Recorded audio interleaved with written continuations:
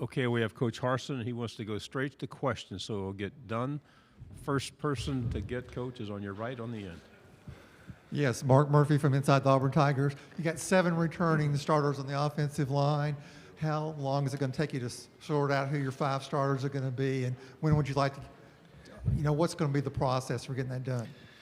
Yeah, well, we got to do it sooner than later. I know that we've already been in the process of that, watching these guys this summer. You watch them in training, you watch how they lift, you see the strength development that they're making, and you get a pretty good idea of the guys that are really putting themselves in a position to compete and be the starters.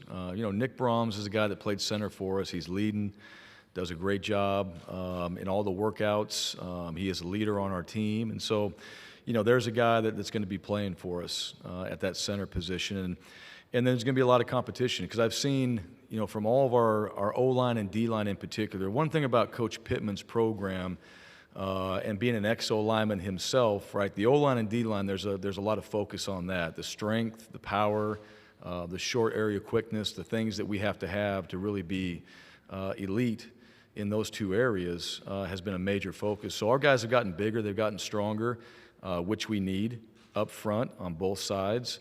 And when we get into that first week, usually how our camp works, we have a couple days where we're split. We have some of the new guys, selected vets, in one practice. We have the returners in another, some of our veteran players, and then we bring everybody together. And we have a scrimmage on day 8, and after that scrimmage, you got a pretty good idea of where you're going with your 2 deep. And then you have one more, and you're kind of finalizing your 2 deep, you're finalizing some of the special teams, and you start getting into game prep. So these guys are going to have 12 to 16 to 17 practices, and you're going to be using a different combination of O-line because you want to see guys that can play guard and play tackle because you need that. And that's important to me. One year at Boise State, we were 12-1, but we had, I think we're 13-1, but we had 11 different combinations on the O-line just because of injuries and different things. So you want to train guys where they can play tackle, play guard, you have your center position.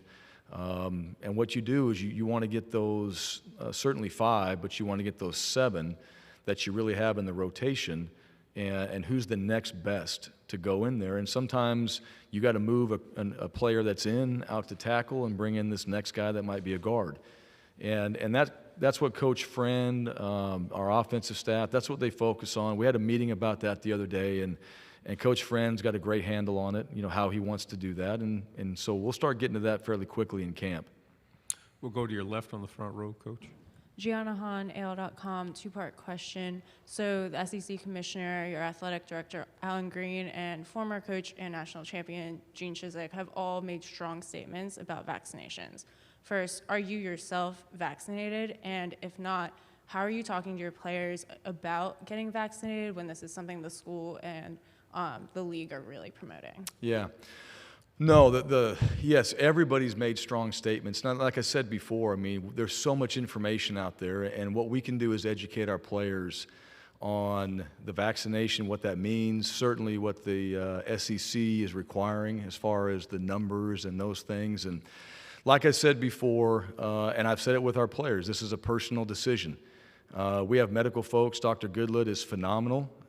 He does a tremendous job, and he's available for all of our players, staff, anybody that wants to get it or needs more information on it. I have not asked our players. I have not asked our staff. I'm not going to make a comment on my situation either because I wouldn't expect, my players to be asked that or the staff to be asked that. And that's something that we started a long time ago. And so we're going to continue our education. We're going to continue to keep doing what we've been doing. Like I mentioned before, I think the last 5 months we've had no positives, and our guys have been doing the things we've asked them to do and following the protocols necessary in order for us to go out there and prepare ourselves to play this season. And I expect nothing less. And we'll continue with the education and continue on with the things that we're doing, and then also respect our players and coaches on our staff and their opinions and the decisions that they make. Coach, to your right on the second row. Coach Bill Cameron, ESPN 1067 at Auburn. You've obviously got Bo here with you. You brought in TJ Finley through the transfer portal. Is there a quarterback? Will there be a quarterback competition? What do you expect from those two and your offense? Let me just say this. Every year that I've coached quarterbacks, there's a quarterback competition, all right? And here's what I mean by that. You have your returners. They've played. They've proven themselves. They've been in games and all that. But you also have guys that are hungry to play, and they've also been working. They don't want to be backups. They're doing whatever they can to get on the field. We're going to have a pecking order. Bo will start when we get out into camp. He'll be the first guy that rolls out there. There's a pecking order. TJ Finley's going to have his chance to run with the ones as well. Grant Loy will have his chance to run with the ones as well. I've always done it that way. And then we'll find out with those reps how those guys execute, how those guys handle that group, and then what do they deserve from there. And it's going to be at every position. And so, that's always, is there a controversy, anything like that? No. I mean, there's not a controversy on our team, but there's competition every single day. And, my job as the head coach is to play the best players. And the best players are the ones that go out there and take advantage of the opportunities that they get from the coaching staff, and they maximize it. Those guys have no control over that. The quarterback, I control that. Coach Bobo controls that. You're going to get 10 reps, maximize them. You're going to get 5, make the most out of them. And, when guys start worrying about that, I think that comes from so much external and other people in their lives, like, you're not getting this, you're not getting that. Well, what are you getting? And that's my job, is to make sure they understand, no, this is what you are getting, this is what you have today, maximize it, and this is what we want to see from you. And so TJ has done a really good job. I've liked just his whole approach. He's come in, he's really dove into just getting into that playbook and understanding the details of what we're trying to accomplish, getting players out there, throwing with them, trying to do everything he can to put himself in a position to go out there and compete. And if he's has an opportunity to play, that he's ready for it. And the other guys have done the same thing. And so that is my full expectation of every player on this team, to not come into a camp and be like, I'm good.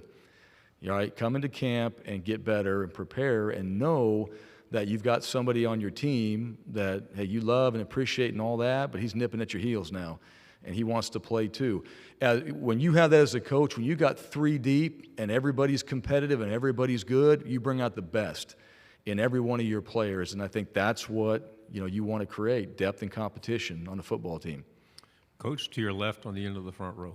Coach Ryan Hennessy, NBC 13 here in Birmingham. It's been quite a year to be hired as a head coach in the SEC, from the new Christmas Eve presser to introduce you to all the way to now. And I hear it took a while for you to even meet the parents of the players. So what do Auburn fans want to know about you outside of the football field? What does Coach Harsin do for fun? What's something about Coach Harsin that Auburn fans want to know about on a personal side? Oh, good question.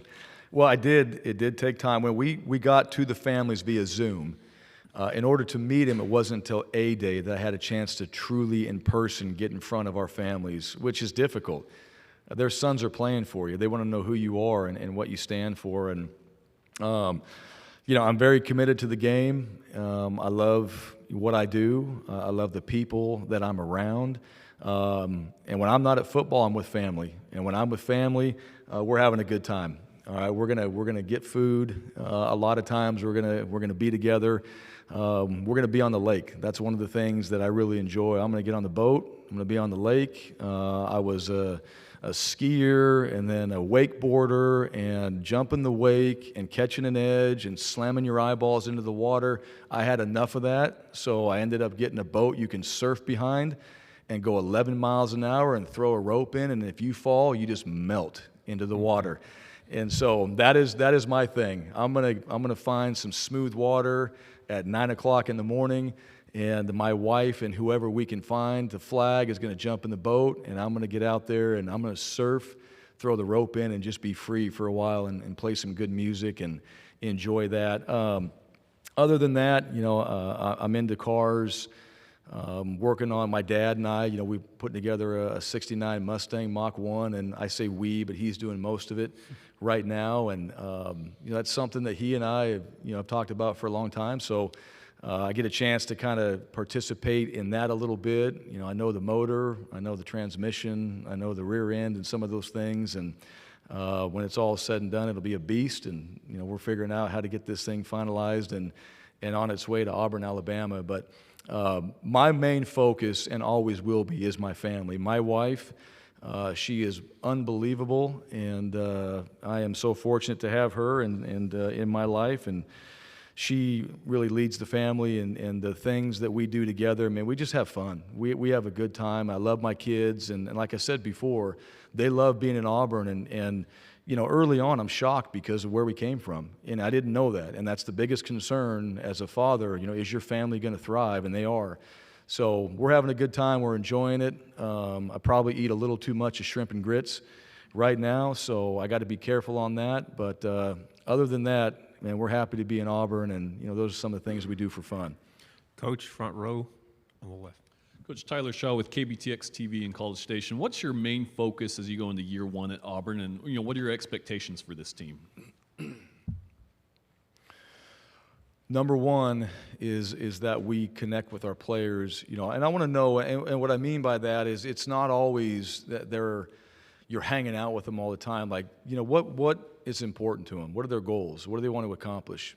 That'll tell you a lot about your team, and you got to put all that together. Each individual has a goal and a dream and something they want to accomplish.